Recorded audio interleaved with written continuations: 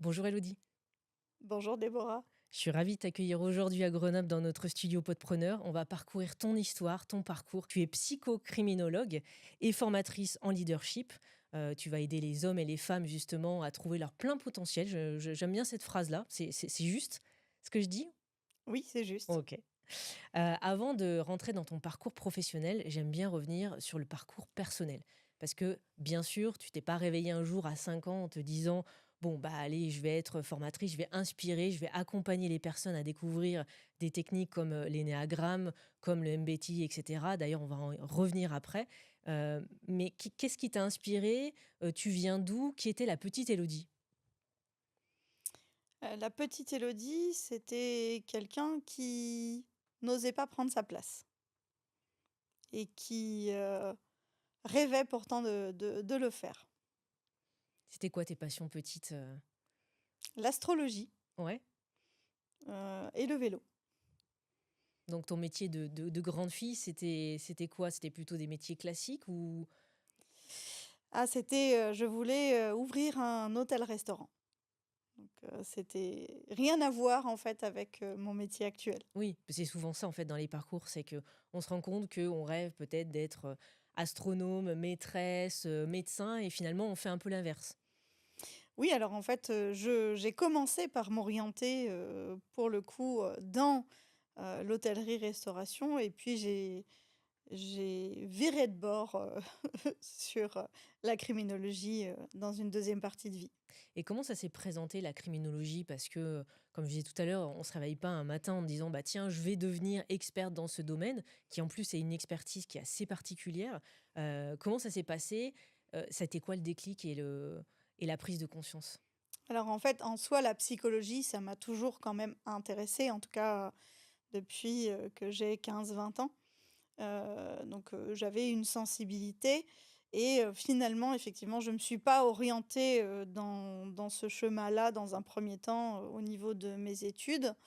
Mais donc j'ai eu, pendant, presque 8 ans, notamment une entreprise, dans l'événementiel dans laquelle j'étais, très impliquée et j'ai découvert en fait, différents modèles de personnalité d'abord et j'ai découvert ensuite, notamment l'énéagramme et un programme, qui s'appelle EPP, Enneagram Prison Project et qui est un programme qui aide en fait, les personnes incarcérées à mieux se comprendre pour, correctement, se réinsérer et le virage s'est fait à ce moment-là. C'est assez atypique quand même comme parcours ou en tout cas de prise de conscience. Voilà, moi je connais un peu ton parcours, mais ceux qui pourraient écouter se diraient: «Bah tiens, voilà, comment ça t'est amené? Comment c'est arrivé?» Et en général, c'est souvent un peu des voies, parallèles, ou comment tu pourrais l'expliquer? Pourquoi ce chemin-là? En fait, ça s'est fait, très progressivement. C'était vraiment, bon, j'ai commencé par, à faire une réorientation en me disant: «Je vais, complètement me réorienter professionnellement» puisque je voulais justement plus du tout faire, d'événementiel et comme j'avais déjà commencé à me former et que j'avais déjà, été relativement loin dans la psychologie, c'est là où finalement j'ai décidé de reprendre mes études et de continuer en fait, dans cette voie-là et ensuite dans un troisième temps, c'est vraiment à ce moment-là que j'ai décidé de travailler avec les dirigeants plutôt que, dans, le domaine dans lequel je m'étais reformée, c'est-à-dire la psychocriminologie. C'était il y a à peu près combien de temps? C'était en quelle année pour avoir le repère temporel? C'était il y a 10 ans. Il y a 10 ans, donc ça fait, on va dire 10 ans d'expertise dans ce domaine. En tout cas, tu touches du doigt et tu le partages au quotidien. Comment ça a grandi en 10 ans? Comment tu es devenue, justement l'entrepreneuse aguerrie dans ton domaine, qu'on va découvrir au fur et à mesure de l'échange? Comment ça s'est passé? Alors en fait, comme je te le disais, ça a été en 2 temps puisque, il y a 10 ans, je me suis réorientée Mmh. et j'ai vraiment, j'ai créé, ben, un parcours, pour les dirigeants, un parcours de formation, il y a en fait 5 ans puisque, c'est, à la fin, de mon doctorat où je me suis rendu compte que je voulais vraiment aider les dirigeants puisqu'en fait, le monde de l'entrepreneuriat me manquait trop. Mais bon, j'avais repris des études quand même, relativement, longues, impliquantes et qui m'ont demandé énormément d'énergie et je me suis aperçue en fait que, le bien-être au travail prend de plus en plus de place, alors que, à mon sens, les dirigeants vont de plus en plus mal. Ouais. En l'occurrence, dans notamment, ce qui concerne la criminologie ou la psychocriminologie de façon générale, on se rend compte, que, les personnes finalement, qui, passent la ligne rouge, si on peut dire, en réalité, tout simplement, vont mal. Donc, l'idée, c'était vraiment de me dire alors bien sûr, hein, pas de me dire: «Je vais éviter aux dirigeants, de De passer de de l'autre mal côté. tourner», quoique si je permets ça, tant Tant mieux. mieux. Mais en tout cas, il y a un vrai lien entre les aspects positifs et négatifs de la personnalité, le bien-être de façon générale et le management, le leadership et le bien-être au travail. Et donc moi, en fait, de mon côté, j'avais plutôt envie d'aider les dirigeants et les collaborateurs à aller mieux en se connaissant mieux et justement en manageant mieux, en équilibrant correctement leur vie et cetera. Plus que, de me dire que j'allais, accompagner, par exemple, des personnes incarcérées ou, travailler plus dans le public. Finalement, c'est avec l'expérience que tu t'es rendu compte que, bah, tu allais les accompagner parce que une fois qu'on touche du terrain, il y a plein de choses qui s'ouvrent et puis j'imagine que tu as dû voir de plus en plus de personnes, alors pas mal dans leur, corps, mais mal peut-être dans leur, boulot ou en tout cas, pas alignées avec leurs valeurs ou peut-être en cours de burn-out. C'est quoi un peu ce que tu as pu, voir au quotidien dans ton travail? Alors, en fait, c'est plutôt, ce que je constate, hein, c'est que déjà effectivement, moins on se connaît, plus Mmh, potentiellement on va mal. Et moins on se connaît et plus quand on est dirigeant, on va mal et on fait du mal à ses équipes. ouais. Donc, c'était vraiment à ce niveau-là que, je me suis dit qu'il y avait un vrai travail à faire. Après, en fait, en réalité, hein, c'est le mix, des différentes études que j'ai faites, des certifications, qui m'ont fait rencontrer Mmh. notamment, différentes personnes et des dirigeants et des collaborateurs et des personnes au sens, social du terme et qui m'ont donné envie, en fait, de partir des dirigeants pour donner la possibilité au plus de monde possible, au plus de personnes possible, de se sentir bien dans leur vie personnelle et professionnelle. Parce que les 2 sont liés. Exactement et pour moi, ça passe par la connaissance de soi et la connaissance des autres. Cette connaissance de soi et des autres dont tu parles, et il y a différents outils qui existent. Toi, tu en utilises, je les connais, on va en parler.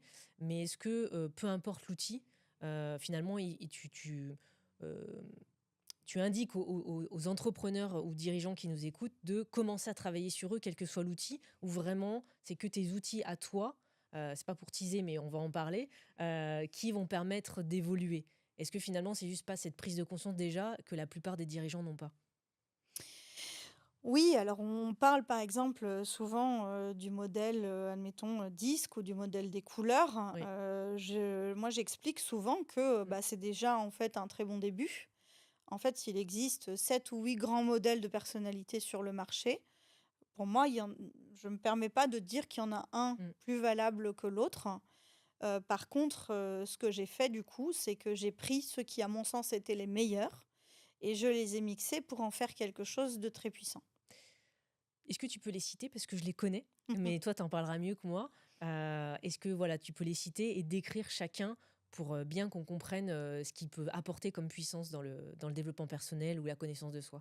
Donc il y a, effectivement l'énéagramme, hein, qui est, sur 2 dimensions, les bases bien sûr, donc sur 9 différentes bases et sur les sous-types, ce qui donne donc 27 profils puisque souvent les sous-types sont assez, sous-estimés. Il y a le MBTI, qui est, au départ, initié, par Jung et qui a été, repris et qui est axé plutôt sur les compétences et les comportements. et je le complète avec donc RIASEC qui est un modèle sur les centres d'intérêt professionnels, donc qui s'appelle aussi modèle de Hollande et les valeurs et les croyances qui sont également très importantes. Toi, tu as une particularité, c'est que tu vas associer tous ces outils-là pour en faire une puissance. Est-ce que c'est un choix parce que c'est plus fort d'associer ou est-ce qu'il faut bien le faire dans l'ordre? Pourquoi ce choix-là, en fait? Alors, effectivement, nous, on le propose, dans un certain ordre. En fait, le choix, il est plutôt, sur, plusieurs, raisons. La première raison de ce choix, c'est, de ne pas se tromper et d'y voir Mmh. clair, lorsqu'on profile quelqu'un. Puisque en fait, si on se base sur un modèle de personnalité et notamment, par exemple, l'énéagramme qui est un modèle quand même, reconnu comme assez puissant, et le MBTI qui est le modèle qui est le plus vendu dans le monde. Si on prend les 2 séparément, ils font sens, mais ils peuvent, être, très, utilisés de la mauvaise façon, par exemple, ou ils peuvent être, peu fiables dans certains cas. Alors que si on les associe, ça permet vraiment d'avoir une dimension très fine de la compréhension de l'humain.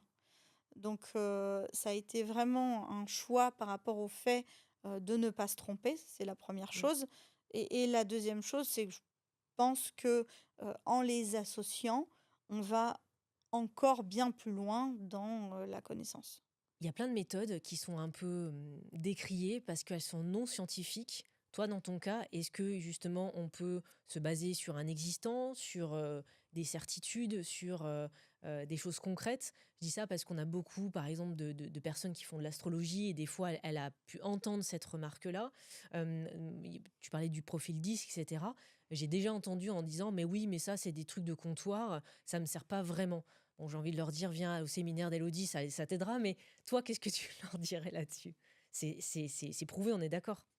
Oui, alors en fait, effectivement, par contre, on a le seul, questionnaire, donc qui permet d'obtenir un rapport d'une cinquantaine de pages, donc qui s'appelle Profiler 360, qui porte le nom, en fait, de la méthode et qui est effectivement validé Ouais. scientifiquement et donc c'est, le seul qui, a, cette validation-là et qui est quand même, d'une très grande fiabilité Mmh. donc oui, on pourrait dire, hein, dans beaucoup, de modèles de personnalité, même Mmh. individuellement, que, oui, c'est, C'est à la mode, voilà, c'est mettre des gens dans des cases, ouais. on m'a aussi, déjà dit, par exemple, que, c'était, comment dire? Que, il y avait un effet Barnum, Mmh. donc c'est-à-dire que si on lit, en fait, telle chose, bah, justement, un peu comme l'astrologie, n'importe quelle personne qui lirait se Se reconnaîtrait. reconnaîtrait. Alors, bien sûr, il y a des liens et des connexions. On ne peut pas forcément traduire, par exemple, un comportement, notamment, avec l'énéagramme en soi qui, pour le coup, porte sur la motivation profonde et pourtant, quand on l'explique, on est bien obligé de l'expliquer comme un comportement.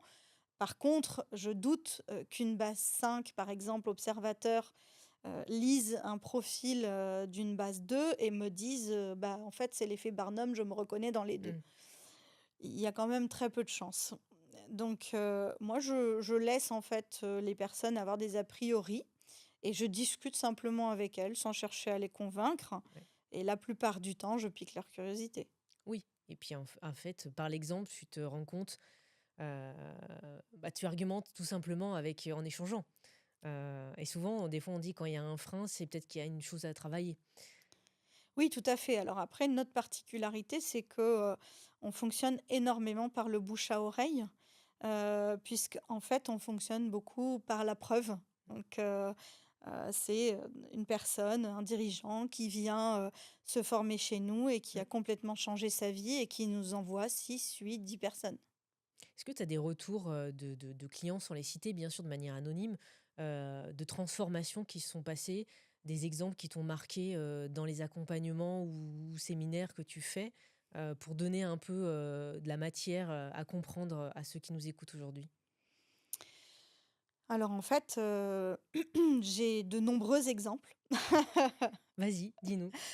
Alors j'en ai un, c'est vrai particulièrement qui me vient en tête, je pense que s'il nous entend, il se reconnaîtra, qui est un de mes plus anciens clients et qui, m'a répété, de très nombreuses fois que, j'avais totalement changé sa vie en l'occurrence, maintenant enfin, il voyage, énormément, hem, enfin, comment ça s'appelle quand tu es libre et que tu travailles et que tu fais plein de voyages, Nomade. Oui, Mmh. oui, donc ce client, est effectivement, nomade, et il a fait cette transformation, d'après lui, grâce à moi. Donc tu chamboules le métier, plus le perso, parce que tout à l'heure tu disais que c'était relié. Est-ce que tu peux nous donner d'autres exemples de prise de conscience? Est-ce que ça peut être aussi, des changements de travail, de situation personnelle, est-ce que tu en as d'autres? Oui, alors, bah, en l'occurrence, ce client, par exemple, il a effectivement, hein, Mmh. changé de travail du coup. Oui, alors, j'ai, plusieurs personnes qui viennent effectivement chercher, leur voie et qui se réorientent et qui choisissent un métier, dans Mmh. lequel ils, s'épanouissent plus. J'ai aussi, pas mal de mamans qui, me remercient beaucoup parce que, ça leur donne, des clés vis-à-vis de leurs enfants, Oui, par donc c'est pas exemple, que les dirigeants, les entrepreneurs, en fait, hein?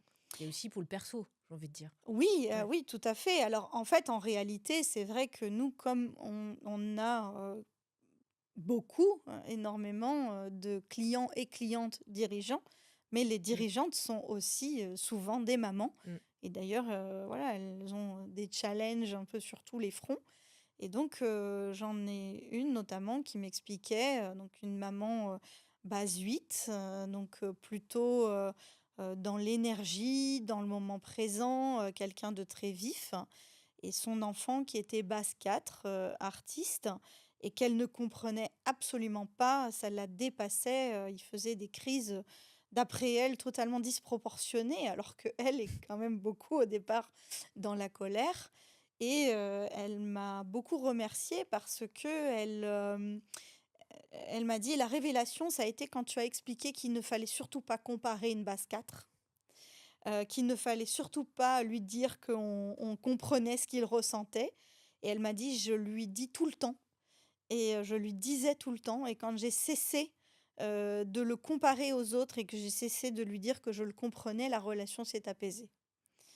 Donc j'ai trouvé ça très chouette comme témoignage. C'est en fin de compte, avant même de comprendre comment on fonctionne, c'est juste d'avoir en conscience, l'élément de là, tu parlais de son enfant, mais dans la collaboration, professionnelle, c'est aussi ça et c'est aussi d'avoir des clés pour comprendre l'autre. Parce que des fois, on a tendance à s'agacer en disant: «Ah mais il est pas comme moi, regarde, il est lent et il va trop vite», et finalement, quand on a ces clés-là, même sans une recherche professionnelle, ça nous permet aussi de mieux être avec nos entourages de manière générale. Oui, tout à fait et j'ai par exemple, un client aussi qui me disait que, il a conservé en poste, 3 collaborateurs, 2 qu'il aurait, licenciés et un collaborateur qui serait probablement parti s'il ne les avait pas mieux compris Ouais. et il m'a dit: «Tu m'as fait économiser énormément d'argent». Parce qu'en plus maintenant ils ont gagné en performance. Le fait en fait qu'il leur ait parlé dans leur langage, mais pour atteindre ses objectifs à lui, ça a changé beaucoup de choses. Moi, ce qui en t'écoutant et en te découvrant, je me dis: «On devrait presque imposer ça au début» ou même dans notre, éducation scolaire d'ailleurs, hein, pour comprendre et avant même de se lancer à un autre compte ou de créer une entreprise, ou de s'associer, on devrait comprendre et de se dire: «Bah, tiens», un peu comme le match, personnel, un match professionnel pour se dire: «Bah, oui, en fait, si on est, 2 leaders», tu sais la fameuse phrase: «Bah, oui, s'il y a 2 coqs dans le même, ça va pas aller du tout» et de ce que tu m'expliques là, ça me fait un peu ressentir ça. C'est finalement, il faudrait presque l'apprendre de base. Oui, ben, en fait, j'ai presque 100 de mes clients, qui repartent du premier séminaire en me disant: Mmh. «Mais Élodie, ça devrait être Mmh. enseigné à Mais l'école. pourquoi je t'ai pas connu avant? Aussi, beaucoup. Les 2 en fait, c'est d'abord, c'est pourquoi on n'apprend pas ça à l'école et C'est ensuite ça. c'est Ouais. pourquoi je t'ai pas connu avant, pourquoi j'ai pas appris ça avant, pourquoi on m'a pas expliqué ça avant. Et pourquoi justement nous l'apprend pas? Est-ce que c'est peut-être plus développé à l'étranger, genre aux États-Unis, ou en France ça arrive avec tardivement? Comment ça se fait que c'est pas instauré dans notre programme, classique? C'est quoi, à ton avis? Alors, c'est de plus en plus présent Ouais. quand même, hein, donc les modèles de personnalité, alors, commencent à trouver leur place, même si c'est vrai qu'il y a un autre effet un peu particulier qui se passe justement, c'est Mmh. que, bah, comme il y a de plus en plus de monde, sur le marché et de plus en plus, de coachs et d'accompagnants de développement On personnel parlait et de bruit, cetera. Voilà, donc ça parfois, c'est un terme qui devient un petit peu galvaudé Mmh. malheureusement. Le mot développement personnel, commence à faire peur, Ouais. alors qu'en fait effectivement professionnaliser, il aide énormément, et pour ce qui est de l'énéagramme proprement parlé, c'est, vraiment un outil en fait qui est au départ un outil spirituel et qui donc, peut effrayer. Mmh. Alors que, lorsqu'il est enseigné dans la bienveillance, avec éthique, surtout ça j'y tiens beaucoup, Ouais. et puis, en ayant, vraiment une approche, très professionnelle et très respectueuse et justement pas, comme on disait, hein, en mettant dans les cases, mais souvent je réponds que au contraire c'est fait pour en sortir. Mmh. Et bien, là on obtient quelque chose, d'intéressant et qui est même par exemple enseigné à HEC. C'est quoi la plupart des injonctions, des idées reçues, que tu as entendues dans ta carrière ou que tu entends encore maintenant et qui ressort le plus? Le fait, par exemple, que, bah, justement le développement personnel ou la connaissance de soi, ça sert à Mmh. rien. J'ai aussi, pas mal, le fait que: «Non, non, j'ai pas besoin, je me connais parfaitement». Mmh. Bon, je parfois j'ai envie de répondre un petit peu, de façon piquante, mais je respecte Ouais. ça, Mmh. mais c'est vrai que, moi-même, pour le coup, je pense pas me connaître, parfaitement et pourtant j'ai beaucoup travaillé donc bon, Mmh. c'est une des choses qui ressort. Et puis, bon, on m'a déjà dit, par exemple: «Non, non, moi je viens pas, apprendre des trucs dans ta secte», OK. ça m'est déjà arrivé, C'est étrange parce que c'est quand même des bah, scientifique, tu le disais tout à l'heure. On n'est pas dans l'ésotérisme, hein, pour le coup, et tu as quand même ce genre de remarques. C'est quoi qui effraie? On a parlé des injonctions, mais c'est quoi qui peut effrayer? C'est le fait d'aller vers l'inconnu, faire ce saut finalement un petit peu vers, je ne sais pas où? Heu, voyager à l'intérieur de soi, c'est jamais ouais. facile et c'est vrai que moi j'explique en fait que le parcours profiler, c'est donc, apprendre à profiler, mais c'est aussi apprendre à se connaître Mmh. et donc c'est quand j'attaque, cette partie-là que, parfois ça peut être un peu plus difficile. Donc oui, c'est jamais simple en fait, vraiment de se connaître, complètement soi-même et il y a aussi un élément, qui revient beaucoup, c'est le manque de temps. Hem Et souvent en fait, ce manque de temps, hem, je ne peux pas m'empêcher de répondre que: «Alors, si vous manquez de temps justement». Hein, il y a un proverbe sur la méditation qui dit, «Si tu as le temps, médite 10 minutes par jour, Mmh. hein. Si tu n'as pas le temps, médite 1 heure par jour» et c'est Ouais. exactement ça, en fait, hein, je leur explique souvent que chez nous, c'est justement 18 jours pour prendre le temps d'avoir plus de temps et comprendre, en fait, comment équilibrer sa vie.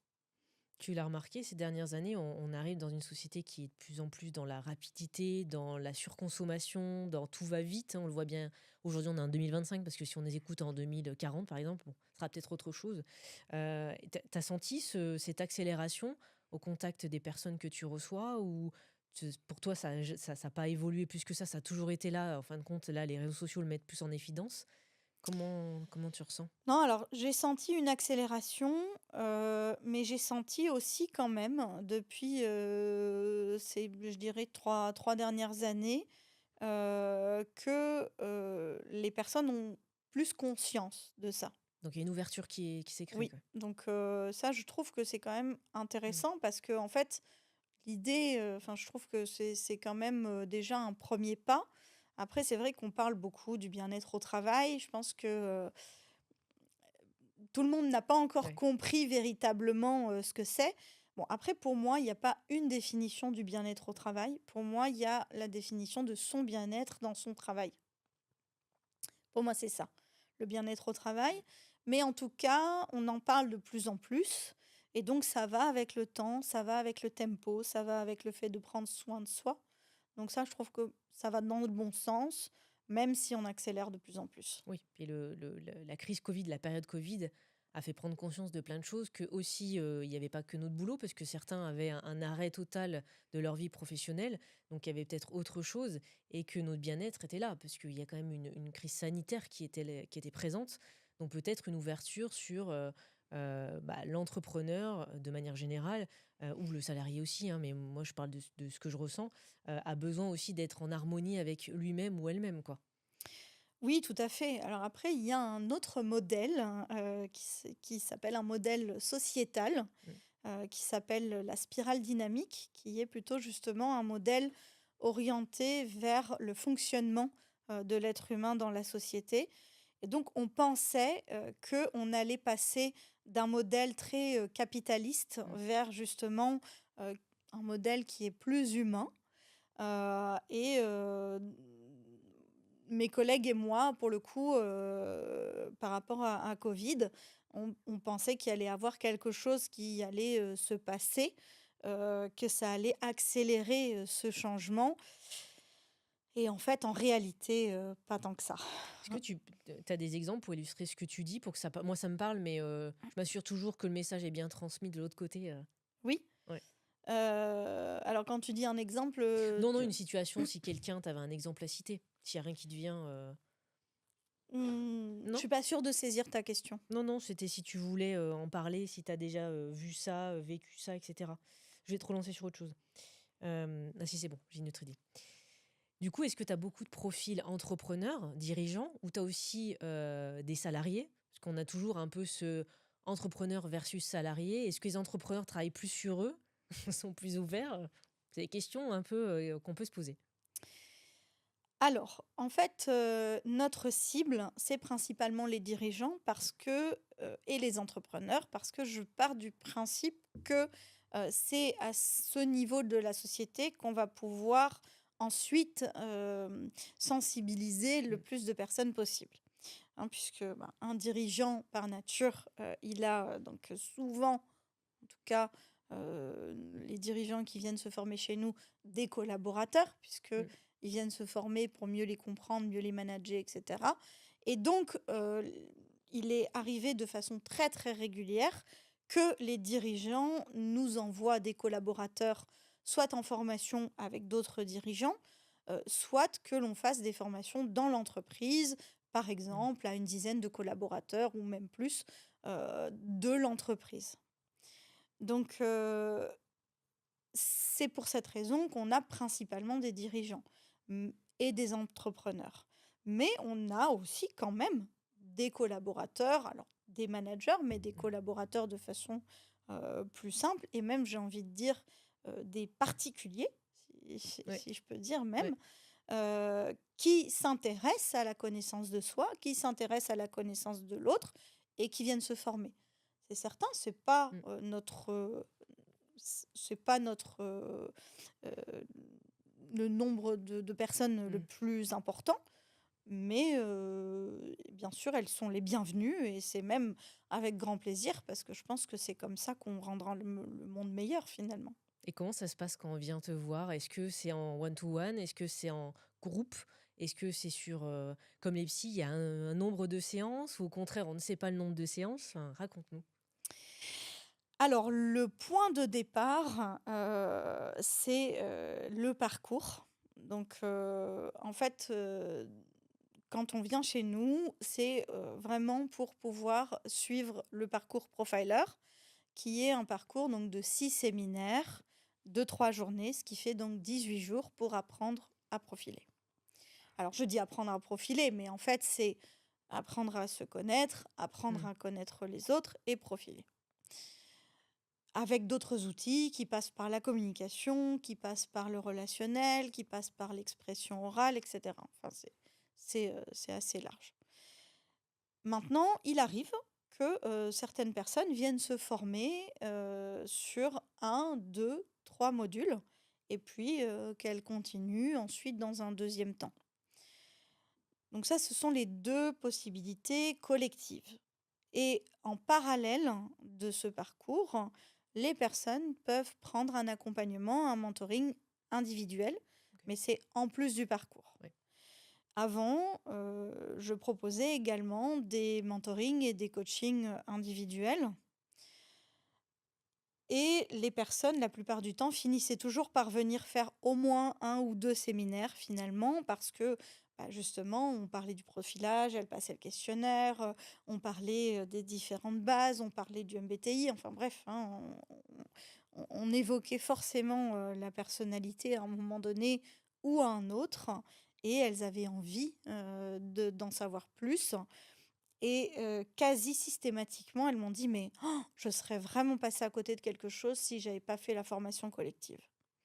Donc depuis, 1 an et demi, 2 ans, on ne propose que la formation collective, parce qu'elle a vraiment un apport, très Mmh. important et on vient renforcer, si la personne le souhaite, en mentoring individuel. Oui, puisqu'on dans le collectif, il y a la force de l'autre aussi va t'aider à travailler sur toi-même, puisque dans les situations, Oui, tout cet effet à fait. «miroir» entre guillemets. Non seulement l'effet miroir, alors j'ai une anecdote là-dessus si tu veux, Je c'est veux bien. que, sur, la dernière, cohorte, il y a,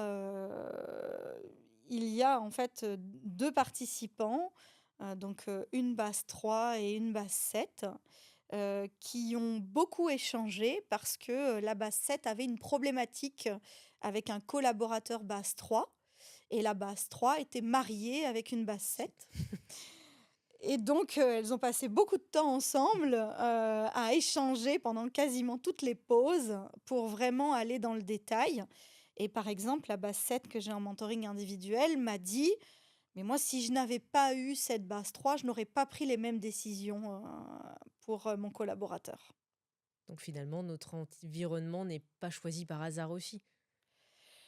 Alors oui, après je pense qu'effectivement rien Mmh. n'arrive Ouais. totalement par hasard. Maintenant, si, par exemple, elle avait eu une autre base, elle aurait, probablement résolu aussi, cette problématique-là. Mais j'ai trouvé que c'était, justement formidable que ça se soit passé, ainsi et c'est vrai que les cohortes, en fait, hein, je leur dis souvent, quand les personnes intègrent la cohorte, je leur dis: «Bah, en fait, vous allez repartir avec un certain nombre d'amis» Mmh. et il se trouve d'ailleurs que dans une même cohorte, plusieurs personnes partent en vacances ensemble, par Mmh. exemple. Ouais, il y a des suivis qui se créent, enfin des liens qui se créent et Tout à fait, oui. Travailler entre pairs apporte beaucoup.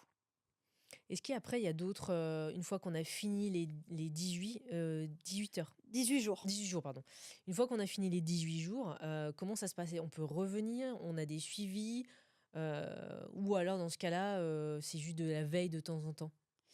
En fait, une fois que tu as fini les 18 jours et j'ai même envie de dire avant ça, parce qu'en fait, les personnes qui font, X modules, donc par exemple, enfin, elles commencent au premier module, et elles peuvent revenir autant de fois qu'elles le souhaitent à ce module. Mmh. Donc en fait, quand tu as fait un des modules, sur les 6 ou les 6 justement, eh bien tu peux revenir autant de fois que tu veux, faire resuivre cette même, formation, ce même séminaire qui d'ailleurs ne sera jamais exactement Ah. identique. Bah non, parce que le groupe n'est pas le même. Ouais. Le groupe n'est pas le même et puis en fait, en réalité, les exercices sont pas exactement les mêmes et Mmh. la dynamique effectivement n'est pas la même et donc oui, Mmh. c'est à chaque fois adapté, aux personnes, présentes et ça permet d'entretenir en fait, le sujet. Maintenant bon, quand tu as déjà suivi, les 6 modules, que ça soit sur un an comme il l'est fait, hein, puisqu'en fait il est, préparé pour pouvoir faire ce parcours sur une année. Certains le font sur une durée un petit peu plus longues, mais d'autres, même parfois, ça peut arriver un tout petit peu plus courtes. Mais quand tu as suivi le parcours, après, effectivement, tu fais partie d'une cohorte, justement, et d'un groupe sur une plateforme et tu continues ton accompagnement sur cette plateforme. Donc, ça s'arrête, on va dire, en présentiel, mais ça ne s'arrête jamais en Oui. réalité. Est-ce que tu as déjà une personne qui a arrêté en cours de route ou qui n'était pas prête? J'imagine que tu as dû déjà vivre cette situation. Et pourquoi ça s'est passé comme ça? Parce que peut-être que plein de personnes se posent la question en disant: «Oui, mais si j'arrive pas à maintenir, comment ça va se passer? Et finalement, je suis pas prête». Enfin, voilà, c'est pour ça aussi que je te pose cette question. Mmh. Alors, j'ai jamais eu une personne qui a arrêté en cours de route. Par contre, j'ai déjà, refusé, de faire entrer, certaines personnes, dans le groupe parce que je pensais qu'elles n'étaient pas prêtes. Ou, par contre, c'est déjà arrivé que certaines personnes fassent un des modules, par exemple avec la cohorte suivante, puisqu'elles n'étaient pas prêtes Mmh. pour faire ce module-là. C'est rare, c'est même très rare, mais ça peut arriver. Mais j'ai jamais personne qui s'est arrêté en cours de route. Et tu penses que tout le monde peut être, accompagné, coaché, peu importe le terme, hein, s'il a décidé de le faire ou il y a des profils, tu sais, c'est comme l'hypnose. Il y en a qui sont pas hypnotisables. Donc je te renvoie la question dans ton domaine, est-ce que c'est possible? Ça arrive?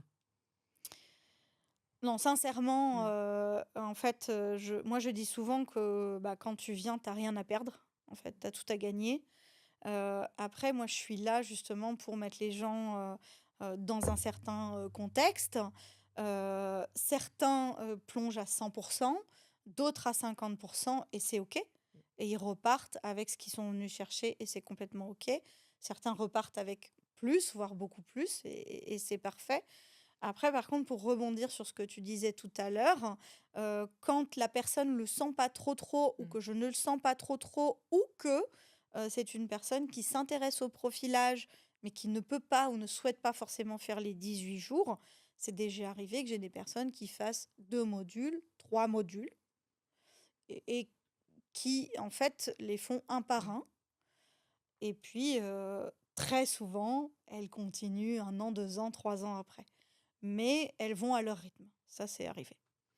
Est-ce qu'il y a des questions qu'on te pose encore aujourd'hui? On a parlé de l'évolution, le fait qu'on prend plus, soin de soi, on fasse plus de développement personnel. L'entrepreneur sait qu'il faut qu'il travaille sur lui de manière générale ou en tout cas pour son équipe. Il y a encore des questions ou des phrases qu'on te dit aujourd'hui en séminaire ou dans la rue ou avant des accompagnements que tu entends autour de ton métier? Tu non? J'ai décroché. Des questions, des phrases, tu sais, qui deviennent genre, «Ah mais toi t'es psy, c'est la truc de comptoir, des psychologies de comptoir». Est-ce qu'il y a des choses encore que tu entends aujourd'hui en 2025? Heu, oui, alors, oui, on me dit, par exemple, qu'on ne veut pas être mis dans des cases, on me dit que Mmh. effectivement c'est de la psychologie de comptoir, on me dit que, ça sert absolument à rien, d'apprendre à se connaître. Oui, ça arrive encore, ça arrive. Ouais. Mais bon, c'est de moins en moins, j'ai l'impression quand même. Dans les prochaines années, tu te vois où, avec, Profiler? C'est quoi ta vision, sur 5 ans, 10 ans, 15 ans? Ce que tu souhaiterais, voir, peut-être dans un monde idéal ou, dans ce que toi tu perçois, ça serait quoi? Alors, dans 5 ans, ce serait, de mettre vraiment, l'humain, en fait, au cœur des entreprises et d'avoir des entreprises où de plus en plus le dirigeant vient se former et il forme ses collaborateurs et en fait, on a vraiment quelque chose où finalement tous les collaborateurs ou presque tous les collaborateurs savent un minimum de Mmh. choses sur la personnalité et savent communiquer et qu'il y ait vraiment, cette notion, en fait, de personnalité, de bienveillance, de communication qui soit au cœur de l'entreprise. Donc ça, c'est vraiment, d'ici 5 ans, et d'ici 10 ans, en fait, ce serait d'avoir, un des plus grands centres de formation, ou en tout cas un centre de formation reconnu en Europe, qui mixe en fait, centre de formation et librairie. C'est une belle projection. Oui. En tout cas, il n'y a pas de raison que ça ne se passe pas comme ça à l'avenir. J'avais une C'est question qui vraiment un lieu, en fait, où, on peut se retrouver et par exemple, prendre un café en ouais, discutant de la personnalité, par exemple, rencontrer, bah, tu es de tel profil, de tel profil. Enfin, vraiment, en fait, créer un endroit privilégié où on peut se découvrir, découvrir les autres, pour rayonner à l'extérieur. finalement, tu vois, quand on fait le pont, avec, la petite Élodie, elle aurait peut-être pas imaginé, être là et avoir cette vision-là, dans quelques années, si on replonge il y a 20 ans, 30 ans, en arrière? Alors non, c'est certain. Et puis en plus, bon, c'est vrai que alors au niveau de la lecture, personnellement, j'étais plutôt, Jules Verne, donc beaucoup, beaucoup de science-fiction, heu et c'est vrai que, bon, je pense par contre que, le fait que je m'intéressais à l'astrologie, c'était quand même très Mmh. orienté, vers l'humain. Alors, quelque part, effectivement, si on avait dit ça à la petite Élodie, elle aurait bien rigolé et à la fois, le fait de rêver d'un hôtel-restaurant, c'était de rêver d'un lieu de rencontre.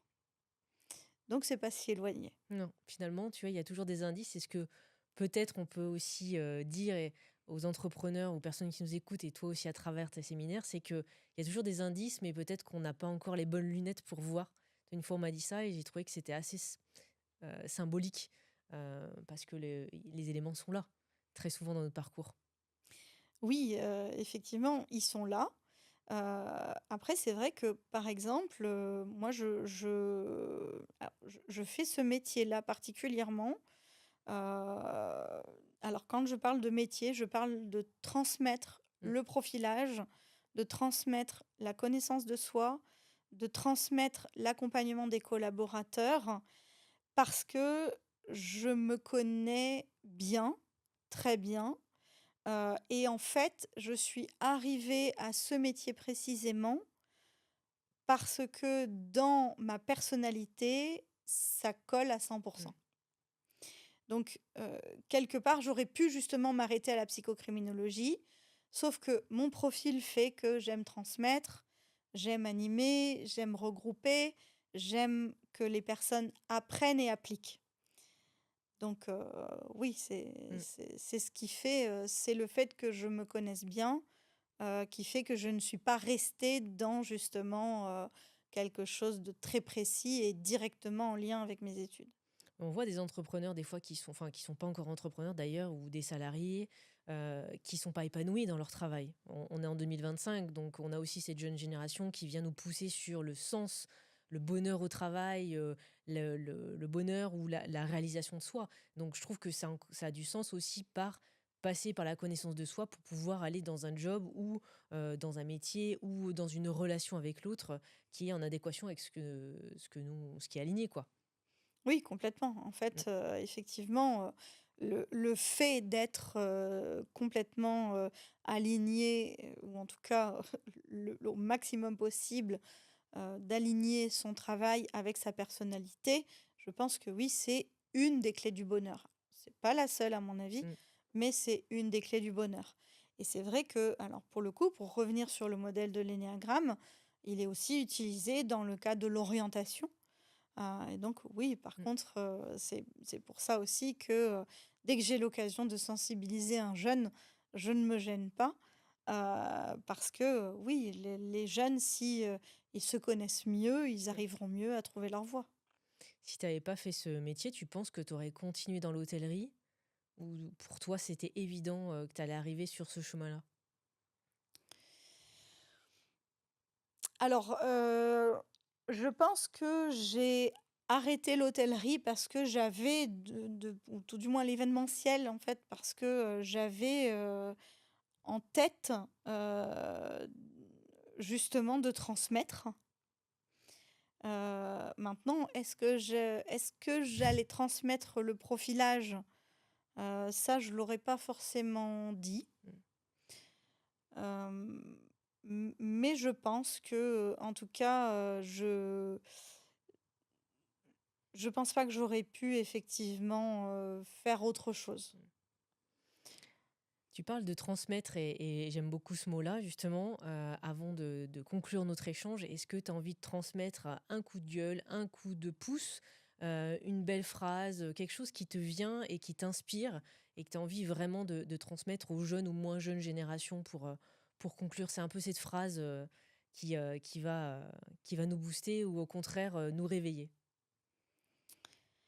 Oui, bah, je dirais en fait que, pour moi, mieux se connaître et connaître les autres, c'est finalement upgrader, dans tous les domaines, de sa vie Mmh.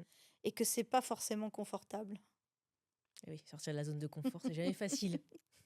Et oui, comme dit Thomas Dansembourg: «Être heureux n'est pas forcément confortable» et c'est exactement ça.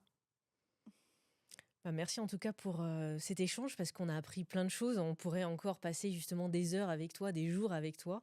On mettra toutes les informations en bas de l'écran, justement sur ta chaîne YouTube pour, tous ceux qui vont te poser des questions.